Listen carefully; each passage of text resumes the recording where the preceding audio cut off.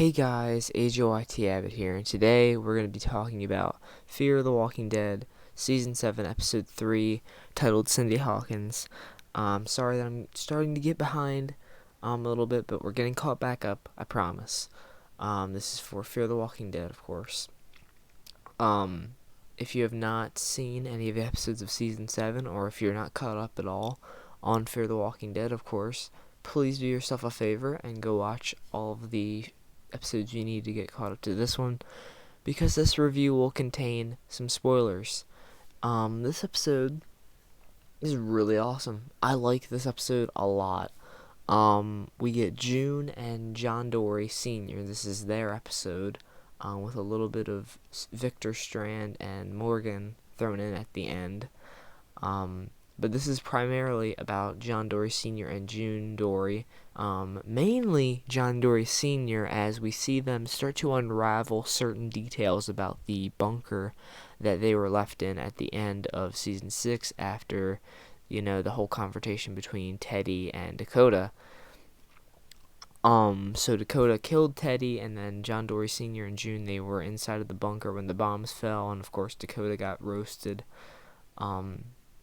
And now we're here at this episode. We have a basic routine going on where, John Dory Sr. wakes up, he tries the radio, he makes coffee, they play some games. It's really nice father-daughter-in-law bonding that we get here. And I like that a lot because those two characters are keeping the legacy of John Dory alive. We all miss John Dory. He hasn't even been gone a full season yet, and, I miss him personally. He was just a great character.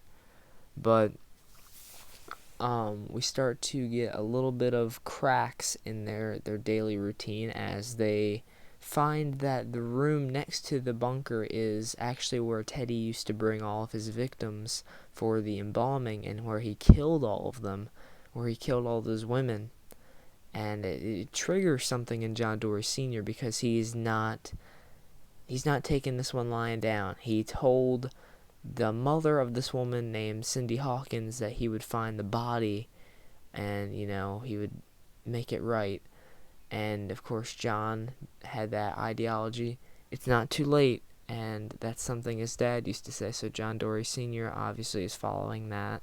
He's like, that it's not too late. So he actually ends up leaving the bunker to search for the body, which is a bit strange because he starts to hear like thumps at the top, and there are stalkers outside there, and he manages to get back inside before they start taking a lot of notice of them, but eventually they do have to fight them later on in the episode. But while he's up there, we get a great scene. So he walks up to Teddy's body. He's like, yeah, this isn't the ending you imagined, was it? And then we finally get what I've been wanting for so long now, ever since 616. We get to see Walker burnt Dakota. Dakota is a walker. She's still alive. Undead, I mean. It's a bit of a sad moment because John Dory Sr. finds her knife, and then he puts two and two together. He's like, oh, Dakota. He's like, that was another one I couldn't save. That was sad because you feel for him in that moment, even though you didn't want Dakota to be redeemed. You didn't think she could be redeemed, you didn't forgive her for killing John Dory, but you wanted the characters to feel okay, that they did everything they could. And John Dory Sr. doesn't have that same resolve of that. He still feels like a failure in that regard towards Dakota and towards all these women that Teddy killed. So yeah, definitely being in the bunker does some bad things to John Dory Sr. in this episode, to the point where June actually has to try and sedate him, and it fails because there's like a bunch of cracks in the ceiling. Well, not cracks, I mean, but the ceiling is unstable, and there's some wood holding it up, and John Dory's like tearing it down, and he's losing it a little bit. So then the wood kind of falls down. June's knocked unconscious, and it's up to John to fend off the stalkers while June is kind of waking up later on. They managed to kill all of the stalkers, which was good, but it was just a bit it was a bit too of a close call, because the guy literally was raising his gun to shoot June as John Dory came in there and killed him. And we do get a nice resolve. There is a piece of the wall that falls off, and it reveals that the body of Cindy Hawkins is there. Because throughout this whole episode, sorry I didn't mention, but John Dory Sr. is having all these visions of these girls that he never found the bodies of, or he just feels that he failed. Specifically Cindy Hawkins. The girl that played Cindy Hawkins in this episode was great, by the way. Everyone in this episode turned in fantastic performances. Keith Carradine and Jenna Elfman, as usual, amazing. Zoe Colletti is the Walker. No, I'm kidding. She wasn't in this. But, yeah, it was a great resolve to see, him finding Cindy Hawkins' body, and then he puts her necklace around her, and then they both try and leave the bunker, because it's falling apart. June wasn't exactly sure when they could leave. She had a marker, right, a board, and it was marking how many days they would need to stay in there. She made the number up. They were on day 69, so it's been 69 days since they've been in that bunker, so that we have a timeline there a little bit now. Whereas I think it had been 50 days. Okay, so it had been 50 days when it had been at least 50 days when Will was in his van in episode 1, and then, so 19 days before that would be 69. Interesting. That is intriguing. Well, that's just assuming that it's been, I don't know, that's just assuming that it's happening at the same time as 7 to 3. I'm getting ahead of myself, sorry.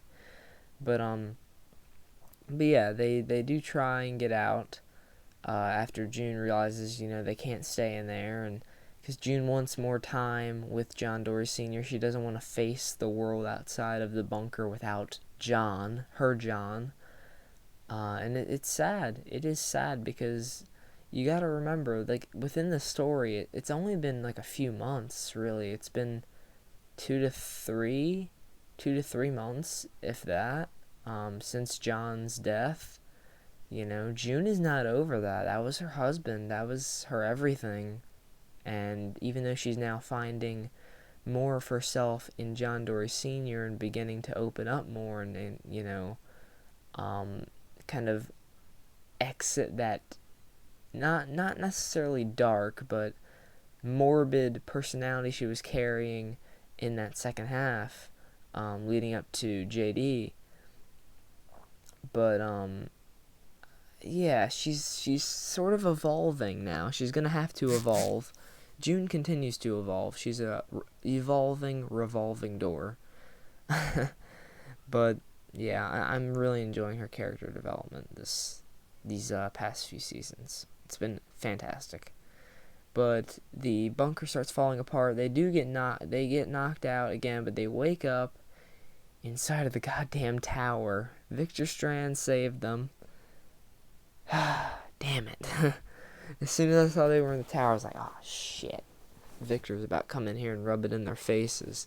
And sure enough, he does. He's like, oh, the Grand Tour is coming momentarily. And he's like, to whatever's next. And he gives them the drinks and stuff. But one of the things I was most looking forward to for this episode comes at the end, where Morgan and Strand finally have their talk. Where Morgan has the line from the trailer, is like, if I find out you've done anything to hurt the people I care about, I swear to God I will do what you try to do to me on that submarine, only I won't miss. And what does Strand have to say to all that? He's like, bring it. He just says, bring it. But one of my favorite lines in this episode is Morgan, starts to talk about,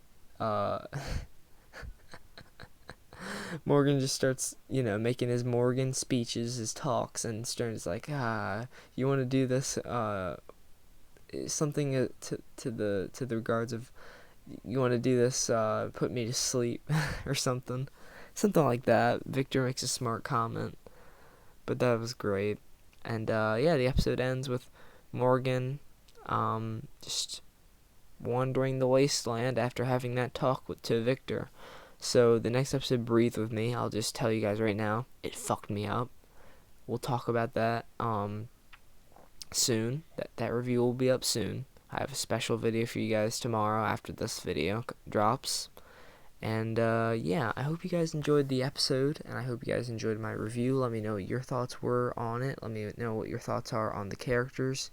And yeah, thanks so much for listening to the review, and take care. Goodbye.